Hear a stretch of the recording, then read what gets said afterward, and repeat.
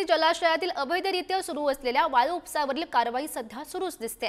जिल्हा प्रशासनाच्या मदतीने इंदापूर तालुक्याचे तहसीलदार जीवन बनसोडे आणि इंदापूर पोलीस स्टेशनचे पोलीस निरीक्षक सूर्यकांत कोकणे यांच्या मार्गदर्शनाखाली ही कारवाई करण्यात आली।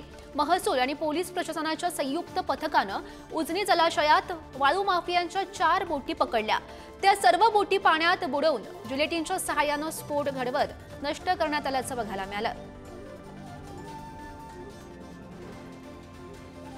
उजनी जलाशयातील अवैधरित्या सुरू असलेल्या वाळू उपसावरील ही कारवाई म्हणावी लागेल। महत्त्वाची अपडेट सध्या आपण ही पाहतोय।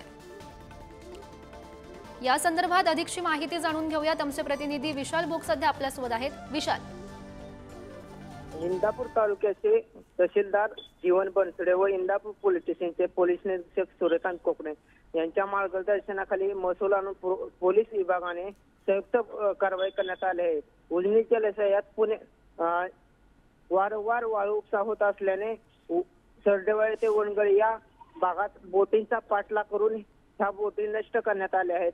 या तब्बल 4 बोटी उद्ध्वस्त करण्यात आल्या आहेत। नक्कीच विशाल, धन्यवाद दिलेल्या या सविस्तर माहितीसाठी।